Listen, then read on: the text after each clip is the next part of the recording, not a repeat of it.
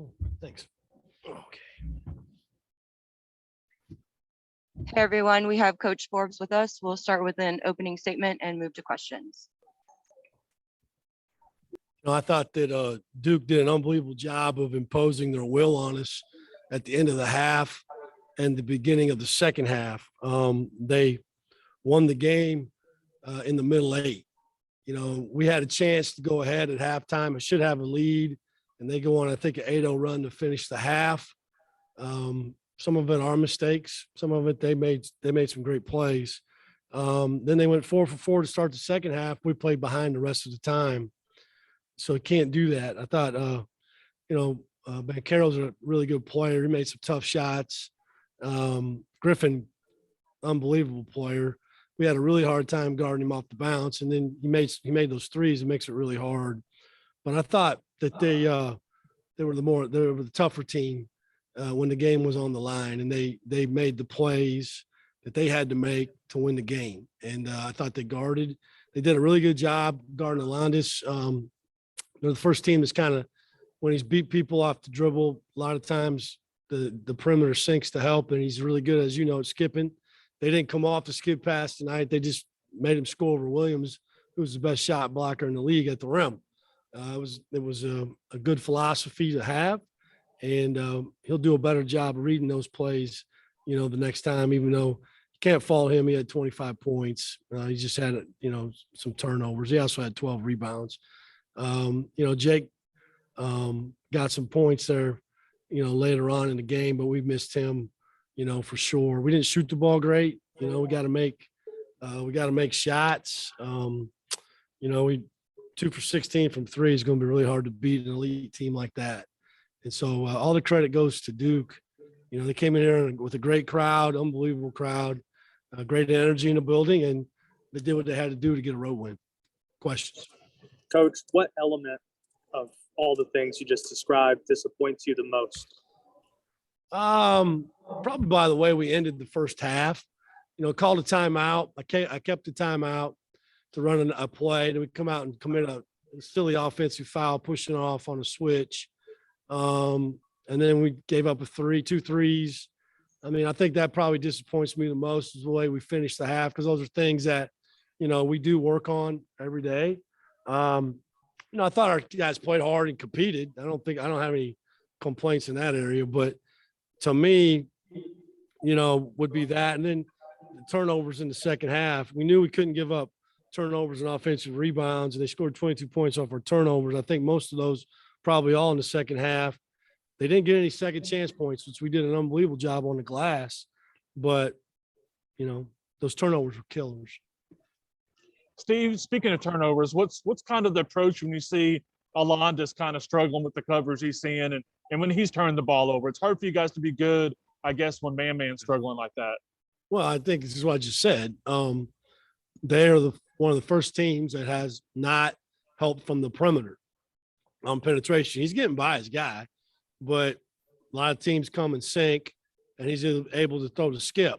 They stayed out on the perimeter, and they said, okay, score over Mark Williams. And he didn't read the floor probably as well as he needed. He will.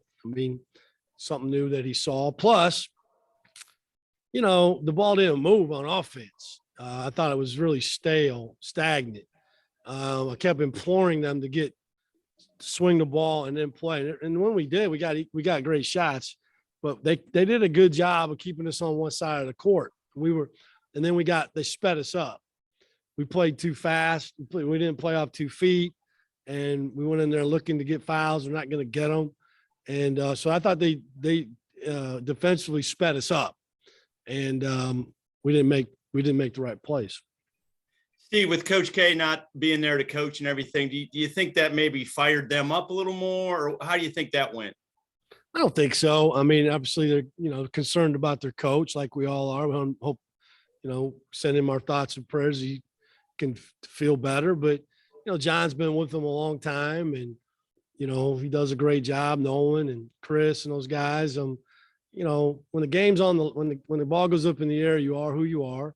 Now, obviously, he's a Hall of Fame coach, and they'd love to have their coach there. But I would imagine that it was business as usual for them. I'm sure they had a different sense of urgency probably in practice, like we did coming off a loss, on Monday and Tuesday. And they played like it. They had a little chip on their shoulder.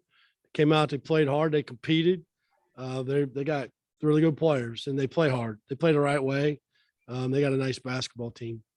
You mentioned the atmosphere. What'd you think of the tie-dye nation kind of getting? Yeah, it was great. It was exciting to see that. That's what we came here for, to get that going again. Hopefully they'll stay with us. Hopefully they'll saw a team that, didn't play its best, but that has a lot to do with the opponent, but they also competed and we had some great plays too. We just didn't make enough of them. And so we got to learn from this and move on because, we're playing Virginia on Saturday. Steve, with that atmosphere and this caliber of opponent, what does your team take away from now having this experience on this big stage like this?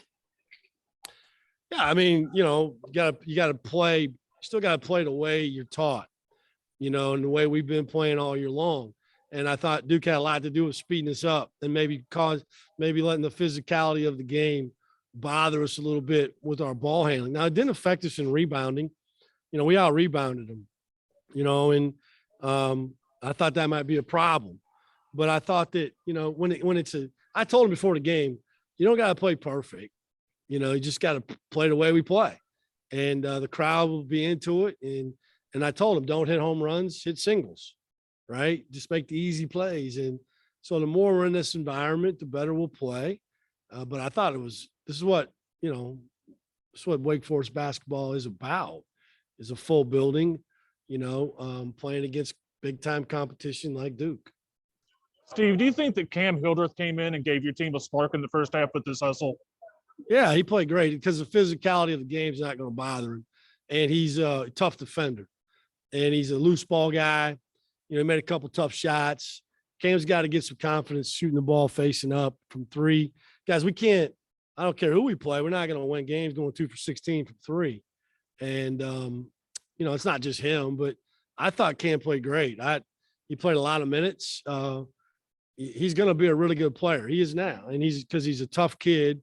And on the big stage like that and against tough, physical, fast players, he can do it. Does anyone have anything else for Coach? Yeah, Coach, this is my 4th year as a student reporter, and this is the first time this atmosphere has been anything close to what it was back in Skip Ross days. So I wanted to thank you for that and tell you that the student body is really revitalized around that. So that's a silver lining to the loss. But then the one thing, my question is, when Williams is able to protect the rim and you aren't able to skip the ball and to swing it off that dribble penetration, like what is the adjustment that you want to see made? The adjustment is you got to play off 2 feet. Okay, Linus has to get there, and he has to play off 2 and shot fake him, get him off his feet, maybe draw a foul or kick it out then, and we have to cut. We had bad spacing, I thought, off the ball, which we haven't had all year long. In other words, one of those guys on the weak side has got to cut to the basket, and we just stood. And it made it hard for him too. And so I think that's probably the biggest thing is that. And, now we got him out of there. And once he got out of there, we got to the rim, right? I mean, we're getting there second half, but not enough. So again, I think for Alonnis, it's beating him off the dribble, taking on the big, playing off 2, shot faking, either getting the shot up and foul, or guys spaced on the other side and have somebody cut to draw the gouge to draw the help in to be able to make the pass, not just stand there on the perimeter. I didn't think our spacing was very good either. And I have to go back and watch it, but I didn't feel like, to me, we had very good spacing off the ball. All right, that's all for tonight. Thanks, Coach. All right, thanks. We have Jake Lauriaf with us, and we will open the floor to questions.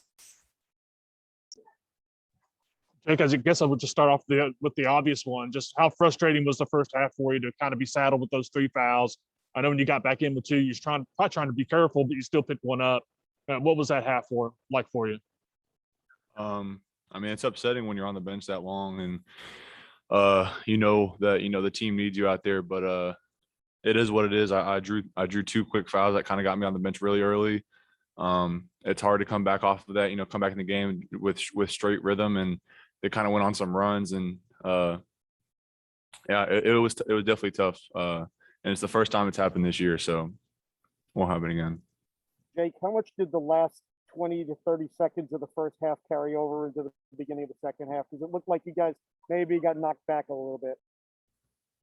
I mean, it just gave them a lot of momentum. That three that they hit at the end, it was a big shot for them. It was a tough shot, and it kind of carried over. They went on an 8-0 run to end the first and 8-1 to start the second. So that's never good for for us to give that up, and it's not like us either.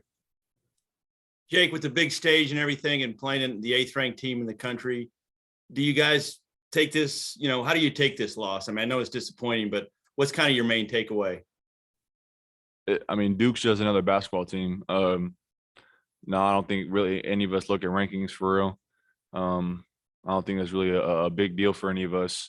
So we just went out there and played Duke like we were going to play any other team. And we had a lot of fans, which was great. That was definitely a different atmosphere. And hopefully, it continues to be like that as we go on the season. But yeah. Jake, is Mark Williams the best shot blocker you've seen this season? When there is a guy who can block shots like that, how does that kind of change the way you guys are able to score the basketball? I mean, yeah, he's tall. But with dudes like that, and yeah, he's a good shot blocker, but with dudes like that, you just got to get him up in the air, and we didn't really do that tonight. Does anyone have anything else for Jake? All right, thanks so much.